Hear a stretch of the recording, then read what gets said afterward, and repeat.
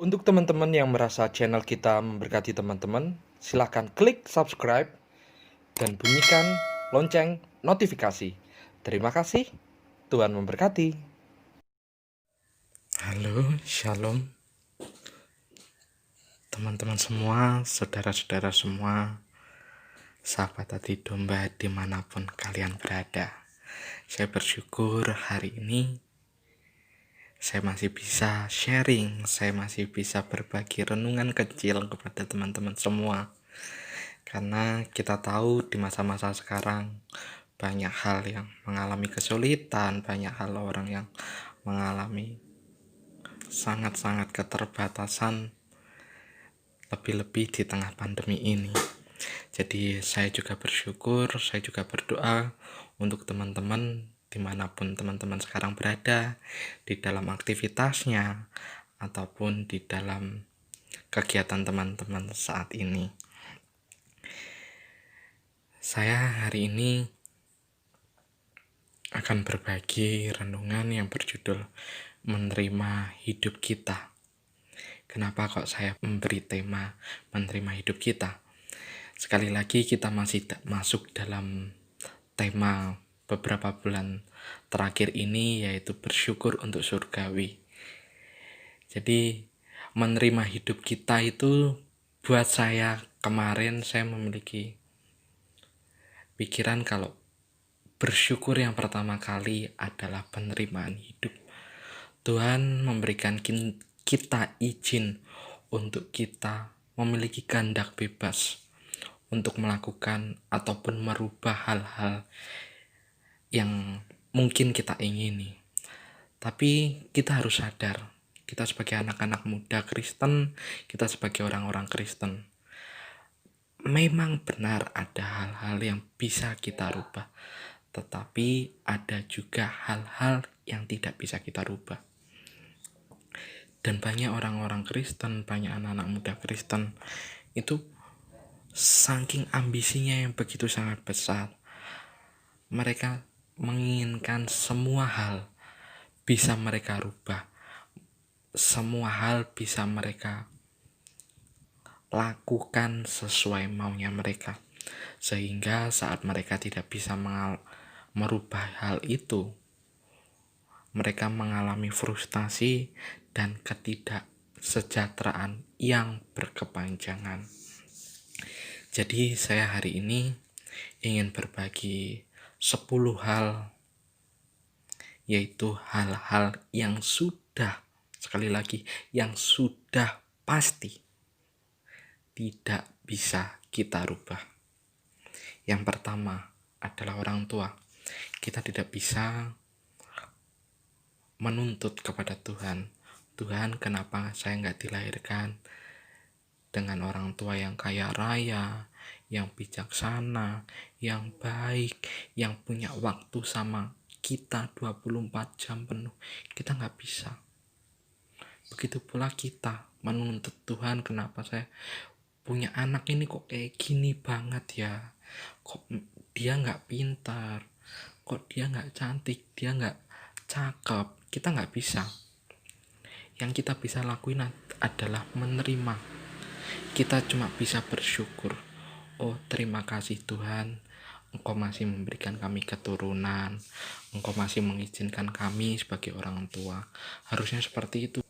Dan kita pun juga nggak bisa menuntut sebagai anak kepada orang tua, kenapa Tuhan kita memiliki orang tua seperti itu. Harusnya kita sebagai anak harusnya bersyukur. Tuhan, terima kasih Kau masih memberikan kami orang tua yang hebat, yang rela berkorban bagi kami, yang rela membesarkan kami hingga saat ini. Dan yang kedua, hal-hal yang tidak bisa kita rubah adalah jenis kelamin.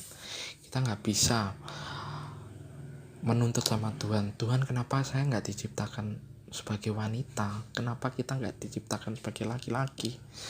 Sehingga kadang kita sebagai orang-orang, terlebih anak-anak muda, kita jatuh dalam dosa hal ini. Banyak penyimpangan seksual hanya karena kita tidak bisa menerima jenis kelamin. Begitu pula orang tua, kadang kita tidak bisa menerima jenis kelamin anak. Kita harusnya tidak bisa seperti itu. Kita harus ingat, Tuhan menciptakan manusia di awal, yaitu Adam dan Hawa, laki-laki dan perempuan. Tidak ada yang hal lain. Jadi kalau kita sekarang diciptakan sebagai laki-laki, kita sekarang diciptakan sebagai perempuan, pasti ada maksud Tuhan, pasti ada karya-karya Tuhan yang diselipkan dalam hidup kita, yang ingin Tuhan berikan agar kita bisa bersinar buat orang-orang di sekitar kita. Yang ketiga yaitu masa hidup. Kita nggak bisa sama Tuhan menuntut, Tuhan kenapa saya dilahirkan di masa-masa pandemi kayak sekarang ini, di masa corona. Kita nggak bisa, Tuhan karena pandemi ini usaha saya jadi terganggu. Kita nggak bisa, yang kita bisa lakuin cuma bersyukur. Kenapa kita nggak dilahirkan pada masa dulu Tuhan, pada masa yang masih bangsa ini masih mengalami kesejahteraan. Kita nggak bisa, yang bisa kita lakuin cuma bersyukur, dan bersyukur. Dan kita ingat pasti ada maksud Tuhan yang baik kita dilahirkan di era saat ini.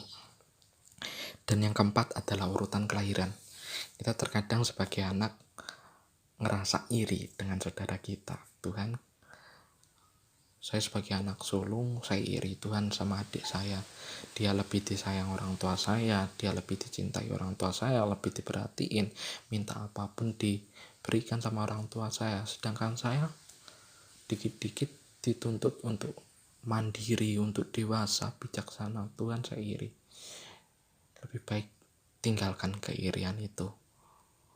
Mungkin saat ini kita dilahirkan sebagai anak sulung, anak bungsu, pasti ada maksud Tuhan.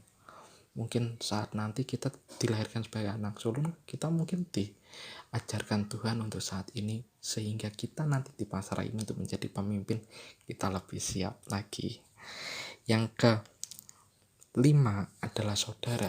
Kita nggak bisa menuntut saudara kita yang harus sehat, harus baik, harus nggak nakal, harus ganteng, cantik. Kita nggak bisa.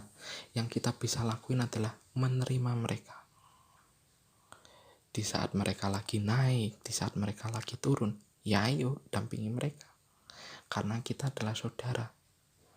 Bahkan jika lebih baiknya kita malah bisa jadi partner mereka, partner hidup mereka saat mereka sedang mengalami masa apapun. Kita selalu ada buat mereka.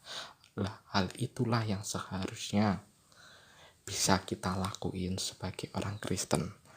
Yang keenam dan yang ketujuh adalah postur fisik dan kebangsaan.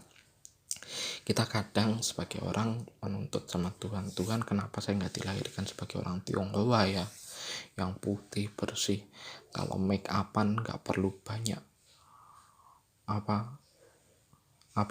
nggak perlu banyak dempulan nggak perlu banyak dempulan sana sini biar kelihatan putih. Atau orang Tionghoa menuntut, kalau Tuhan kenapa saya nggak dilahirkan sebagai orang Jawa ya, sehingga saya nggak nerima diskriminasi dari sana sini, dari pergaulan, di sekolah ataupun di lingkungan. Kita nggak bisa. Kita cuma bisa bersyukur aja lah. Kita mau sekarang dilahirkan sebagai orang Jawa, sebagai orang Tionghoa, sebagai orang Batak, sebagai orang bule, ya kita terima. Kita percaya saat ini apapun karya Tuhan yang Tuhan berikan sama kita, pasti itu baik adanya. Yang kedelapan adalah bakat dan talenta. Nah, ini bakat talenta ini harus kita yang mencari. Sebenarnya Tuhan sudah memberikan kita bakat dan talenta, tapi terkadang kita banyak sama Tuhan menuntut bakat dan talenta kita. Tuhan kenapa saya nggak diberikan bakat sama talenta, pintar main musik, pintar singer? Karena saya dulu sempat mengalami hal itu. Saya sempat merasa iri dengan beberapa orang yang dia memiliki bakat dan talenta, pinter main musik, pinter singer. Jadi saat dia masuk pelayanan, mudah untuk mendapatkan pelayanan itu tuh mudah. Lah saya yang nggak punya bakat dan talenta di situ merasa mencari dan mencari. Lah ini yang salah sama saya. Ternyata saya mencari dan mencarinya itu terlambat. Karena pasti mereka bisa mendapatkan bakat dan talenta mereka. Mereka sudah mengalami era di mana mereka mencari dan menemukan bakat dan talenta mereka hingga saat ini. Nah, maka bakat dan talenta itu harus kita yang mencari tahu sendiri. Kita minta tuntunan Tuhan Yesus, kita minta tuntunan Roh Kudus. Sehingga apa? Sehingga kita dapat peka dan dapat tahu kalau oh ini bakat dan talenta kita. Dan kalau kita sudah tahu dan kita sudah mendapatkan apa itu bakat dan talenta kita, tugas kita selanjutnya adalah mengembangkan bakat dan talenta kita. Sehingga bakat dan talenta kita bisa jadi berkat dimanapun kita berada. Yang 9, yaitu menjadi tua. Lah ini, kadang kita sebagai anak muda itu kadang takut kalau dibilang tua, dipanggil kak, mas, ko. Loh aku kisih 6 loh kok mbok celok ngono. Kadang kita kalau udah punya ponaan padahal usia kita baru, hitungannya kita belum menikah loh, masa udah dipanggil apa su, empe, om, tante, ai, masa udah manggil kayak gitu. Aku belum nikah, ya udah mau kayak gimana, kita harusnya bersyukur. Artinya apa? Ada masa yang sudah kita lewati. Kita sekarang seumpama nanti kita udah mengalami masa tua, harusnya kita bersyukur. Sekarang kita masih mengalami masa tua, artinya apa? Banyak masa-masa yang sudah berhasil kita lewati. Di masa anak-anak, di masa remaja, di masa muda, bahkan di saat masa tua sekarang. Harusnya kita bisa lebih bersyukur. Wah, saya masih kuat. Wah, saya hebat. Saya masih sehat hingga hari ini. Maupun wajahku udah keriput, udah apa ya, jalan udah nggak seencar dulu. Ya udah, kita harus bersyukur. Dimanapun kita berada, kita harus bersyukur. Apapun keadaan kita, muda, remaja, tua, harus kita bersyukur. Yang ke-10 hal-hal yang harus dan pasti tidak bisa kita rubah adalah kematian. Kita mau menghindari kematian seperti apapun kita nggak bisa, karena kematian itu sudah pasti. Kita mau bersembunyi saat kematian datang, kita mau bersembunyi seperti apapun, kita nggak akan bisa. Kita mau sembunyi di tempat yang gelap, kita mau sembunyi di tempat terpencil untuk menghindari kematian, kita nggak bisa. Karena kalau Tuhan udah bilang waktumu sudah selesai, ya sudah. Dan seharusnya kita sebagai anak Tuhan, sebagai orang Kristen harusnya bersyukur bahwa kalau kita mengalami kematian nanti, ada janji Tuhan ini loh yang hidup, yang nyata, yang bakal bisa kita lihat. Bahwa Tuhan memberikan kita hartanya, kerajaannya yang sangat berharga. Nah, dari 10 hal ini kita harusnya lebih bisa peka. Harusnya kita bisa lebih bersyukur kepada Tuhan. Dan 10 hal ini yang harusnya kita tanamkan di awal, sehingga kita sebagai anak muda, sebagai orang-orang Kristen bisa bersyukur bahwa Tuhan, bahwa apa yang baik bagi Tuhan saat ini, karya-karya Tuhan yang ada dalam hidup kita saat ini, itu pasti baik adanya. Karena kalau kita tidak bisa bersyukur tentang hal-hal dasar ini, kita pasti terus-terusan akan mengalami frustasi. Kita pasti akan terus-terusan mengalami ketidaksejahteraan yang bahkan sangat berkepanjangan. Lah, saya hari ini seperti biasa, saya ingin berdoa untuk teman-teman agar Tuhan memberikan kita kepekaan untuk bisa memberikan kita karunia untuk membedakan mana hal-hal yang bisa kita rubah dan mana hal-hal yang tidak bisa kita rubah. Mari kita berdoa. Ya Bapa yang ada di surga, terima kasih untuk setiap hal yang telah Kau berikan kepada kami, setiap karya yang Kau berikan kepada kami, Tuhan. Kami sungguh sangat bersyukur, kami sungguh sangat berterima kasih atas segala hidup, atas segala izin yang telah Kau berikan kepada kami hingga saat ini. Tuhan, kami pada hari ini meminta kepada Engkau, Tuhan, secara khusus untuk karunia, Tuhan, sehingga kami sebagai anak-anak-Mu dapat mendapatkan karunia kepekaan, sehingga kita dapat melihat mana hal-hal yang dapat kita rubah dan mana hal-hal yang tidak dapat kami rubah. Dan kiranya Engkau juga memberikan kita kelapangan hati, Tuhan, sehingga kita dapat menerima hal-hal yang tidak kita bisa rubah, sehingga kita dapat lebih bersyukur kepada Engkau dan berterima kasih kepada Engkau untuk hal-hal tersebut. Dan untuk hal-hal yang bisa kita rubah, Tuhan, tolong berikan kita karunia keberanian, sehingga kita dapat merubah hal-hal tersebut sehingga sesuai dengan mau-Mu. Hanya di dalam nama Tuhan Yesus kami menyerahkan semua ini, Tuhan, dan kami percayakan Roh Kudus-Mu selalu ada mendampingi hidup kami di dalam segala aktivitas dan di dalam segala kegiatan kami. Terima kasih Tuhan Yesus, terima kasih atas segala kesempatan yang sungguh sangat luar biasa yang sudah Kau berikan, yang sudah Kau percayakan kepada kami hari ini. Hanya di dalam nama Tuhan Yesus kami menyerahkan semuanya. Haleluya. Amin. Terima kasih untuk teman-teman sahabat tadi domba.